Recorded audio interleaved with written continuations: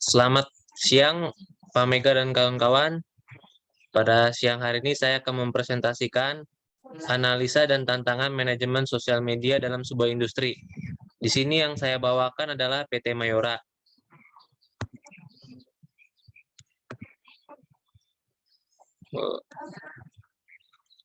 Berikut adalah gambar logo PT Mayora. Keterangan, PT Mayora Indah Tbk atau kata lainnya perseroan. Didirikan pada tahun 1977 dengan pabrik pertama berlokasi di Tangerang dengan target market wilayah Jakarta dan sekitarnya. Setelah mampu memenuhi pasar Indonesia, Perseroan melakukan penawaran umum perdana dan menjadi perusahaan publik pada tahun 1990 dengan target market konsumen ASEAN. Kemudian melebarkan pangsa pasarnya ke negara-negara di Asia. Saat ini produk Perseroan telah tersebar 5 benua di dunia.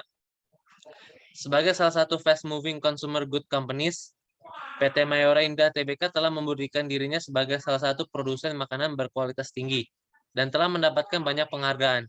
Di antaranya adalah Top 5 Best Managed Companies in Indonesia dari Asia Money, Top 100 Exporter Companies in Indonesia dari majalah SWA, Top 100 Public Listed Companies dari majalah Investor Indonesia, Best Manufacturer of Halal Products dari Majelis Ulama Indonesia, Best Listed Company dari Berita 1, Indonesian Corporate Secretary Award, Top 5 Good Corporate Governance Issue in Consumer Good Sector dari Warta Ekonomi dan banyak lagi penghargaan lainnya.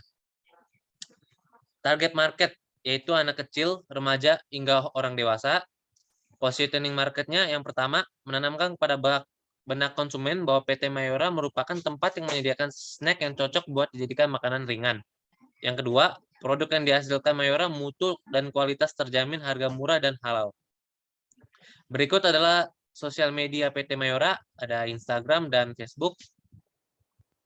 Analisis SWOT PT Mayora. Yang pertama, Strange.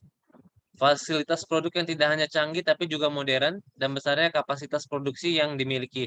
Perseroan memiliki fasilitas produksi yang mampu memastikan adanya efisiensi, produktivitas, kapasitas produksi yang besar sehingga stok selalu tercukupi, dan kualitas hasil produksi yang tinggi untuk menjamin perolehan laba.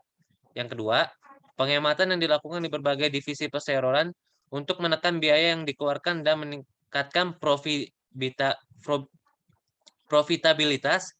Upaya penghematan tidak lagi dilakukan hanya dengan efisiensi, namun juga dengan cara lain. Di antaranya adalah dengan mengolah dan berupaya menyediakan sendiri bahan baku untuk proses produksi, membeli bahan baku langsung dari sumber utamanya tanpa melalui pihak ketiga, dan mengurangi ketergantungan pada pemasok keluar sehingga kelangsungan proses produksi menjadi lebih terjamin. Yang ketiga, adanya inovasi yang diberikan oleh perseroan pada produk-produk sehingga menarik daya beli konsumen, kemampuan yang dalam akal konsumen, dan kemampuan untuk membuat keputusan secara cepat, akurat, dan hati-hati membuat perseroan mampu berinovasi untuk memberikan produk yang sesuai dengan kebutuhan pasar, seperti Energen Old Meat, dan terus berusaha menghasilkan produk-produk yang menjadi pelopor pada kategorinya masing-masing, atau kata lainnya, market leader. Pangsa pasar produk perseroan yang tidak terbatas pada usia, lokasi, maupun harga. Pangsa pasar produk perseroan masih terbuka lebar karena perseroan memiliki beragam jenis produk yang dapat memenuhi permintaan semua kalangan. Untuk weakness-nya, yang pertama, biaya periklanan yang tinggi. Yang kedua, tingginya utang untuk belanja modal. Yang ketiga, pengalokasian modal perusahaan yang buruk dikuasai oleh masyarakat sebesar 67,07%, rawan untuk diambil alih oleh pihak lain. Untuk yang keempat, kurang memperhatikan jenjang karir. Yang kelima, produk menggunakan zat aditif yang bisa menjadi berbahaya untuk kesehatan apabila dikonsumsi dalam jangka panjang atau secara berlebihan. Untuk opportunities-nya, yang pertama, adanya potensi peningkatan jumlah kelas menengah di Indonesia, peningkatan jumlah penduduk kelas menengah di Indonesia merupakan target market yang potensial bagi penjual produk perseroan. Yang kedua, peluang ekspor produk perseroan yang masih terbuka lebar. Peluang ini menjadi kesempatan bagi perseroan untuk memasarkan produknya ke berbagai negara, baik secara regional maupun internasional, sehingga adanya diversifikasi usaha bagi perseroan untuk tidak tergantung pada ekonomi satu atau dua negara saja. Dengan demikian, perkembangan perseroan di masa depan akan menjadi lebih stabil dan kuat. Untuk yang ketiga, adanya dukungan yang kuat dari perbankan.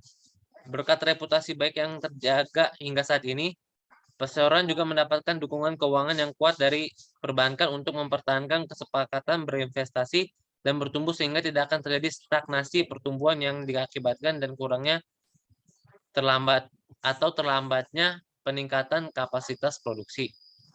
Untuk threats-nya, yang pertama persaingan yang semakin ketat. Perseroan menghadapi persaingan yang lebih ketat dengan munculnya merek-merek dagang baru yang dikeluarkan oleh produsen lokal dan importir yang memasuki produk dari luar negeri. Hal ini mengakibatkan biaya penjualan yang harus dikeluarkan oleh perseroan menjadi lebih tinggi. Untuk yang kedua, lonjakan harga bahan baku yang terjadi depresiasi nilai tukar rupiah terhadap dolar Amerika Serikat berimbas pada harga bahan baku produksi yang diimpor atau bahan baku produksi yang dibeli di pasar lokal, tapi mengikuti harga pasar internasional yang meningkat tajam. Efeknya biaya yang harus dikeluarkan oleh perseroan pun bertambah besar. Kesimpulan. Jadi kesimpulannya ditinjau dari analisis SWOT di atas, maka dapat dikatakan bahwa kinerja perusahaan secara keseluruhan cukup baik. Hal ini dapat dilihat dari rasio leverage dan profitabilitas perusahaan yang cukup baik secara rasio likuiditas perusahaan yang umum meningkat.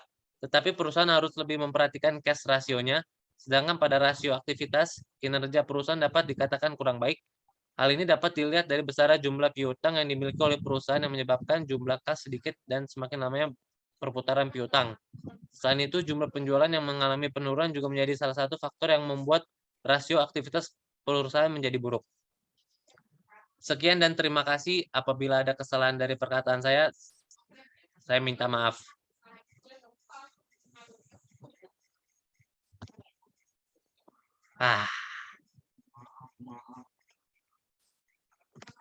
Coba, bagus ya.